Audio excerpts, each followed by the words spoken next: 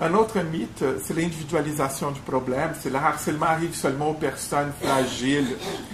J'ai entendu même des gens en conférence ici au Québec dire le harcèlement arrive aux personnes qui sont atypiques.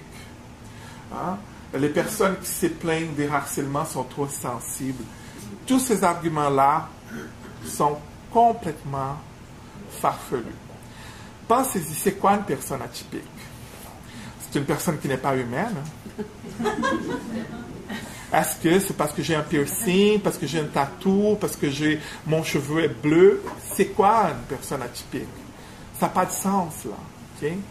Et c'est parce que j'ai une de ces signes, cela veut dire que je n'ai pas besoin d'avoir du respect, de la dignité. Donc, il n'y a pas non plus cette affaire de personnalité fragile. Hein? Ça, c'est un autre... N'importe quelle recherche dans des bases de données en psychologie ne va jamais vous donner des réponses pour les mots, les concepts, personnalité fragile. La même chose, personnalité forte.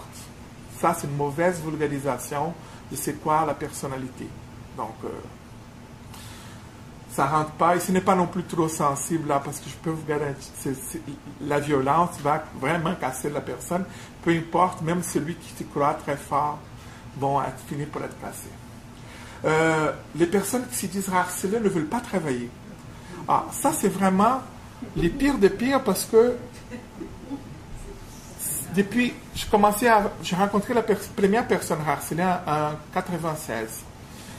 Et depuis ce temps-là, je n'arrête pas de rencontrer, d'entendre des gens qui m'écrivent, qui me parlent. Je ne suis pas capable de compter combien de personnes j'ai rencontrées. Mais s'il y a un trait qui est présent toujours, c'est la centralité du travail. C'est-à-dire que la personne aime beaucoup ce qu'elle fait et elle veut garder cet emploi-là. Ce n'est pas quelqu'un qui va avoir avec le travail un rapport instrumental, c'est-à-dire, je fais ce travail-là pour la paye.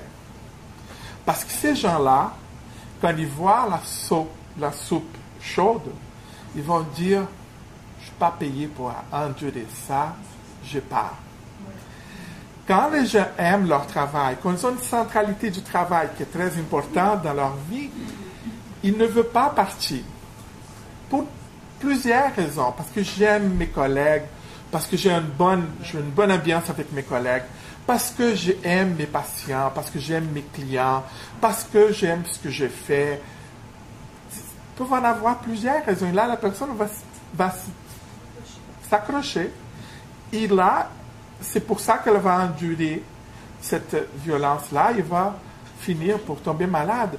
Mais vous comprenez, ce n'est pas du tout parce qu'elle ne voulait pas travailler. Si vous êtes harcelé, c'est parce que vous n'êtes pas capable d'affronter les harceleurs. Il faut le pointer, il faut le parler. Et faites attention, il y a des politiques et même les normes du travail qui vont vous dire d'aller parler aux harceleurs. Moi, je dis, faites pas ça. OK?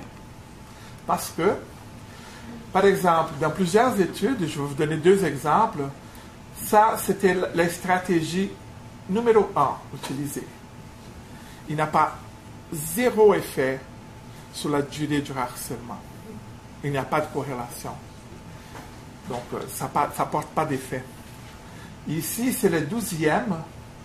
Et une autre fois, il n'a aucun impact sur la durée ou la fréquence du harcèlement. Et vous comprenez, aller affronter quelqu'un, parler à la personne, ça pouvait fonctionner dans une situation très précise. Si vous êtes capable d'arriver à la personne et de lui parler d'une manière calme, parler d'une manière non violente, c'est-à-dire parler en jeu, sans le mettre les blâmes, et parler d'une manière très, très, très polie. Or, quand vous êtes là, ça fait 5 ans que cette personne vous fait la vie dure, quand vous allez arriver face à cette personne-là, il y a 2 possibilités. Ou bien, vous allez déraper et vous allez l'engueuler comme du poisson pourri. C'est pas bon.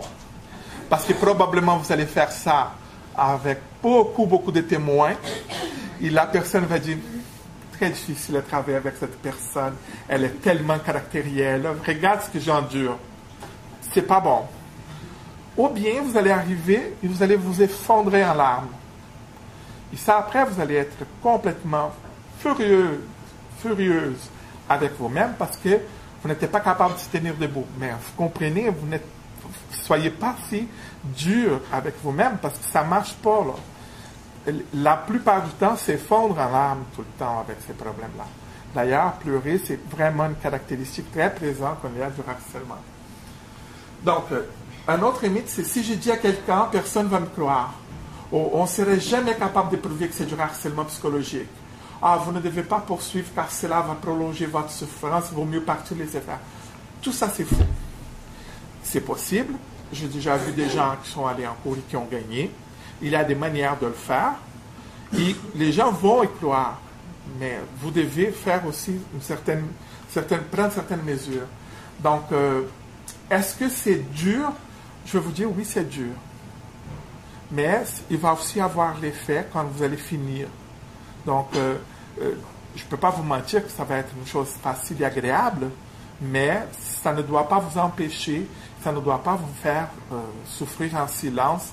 Vous devez, à mon avis, vraiment porter plainte. Associé à la gestion, ils vont dire « Ah, ça, c'est pas du harcèlement, ce sont des droits de gestion. » Comprenez-vous une chose?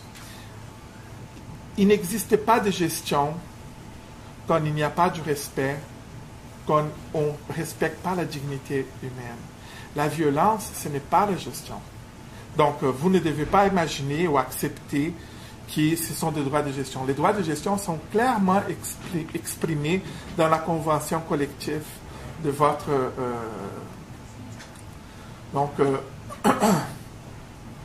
on peut voir que les conflits, ils vont escalader si on ne va pas l'arrêter.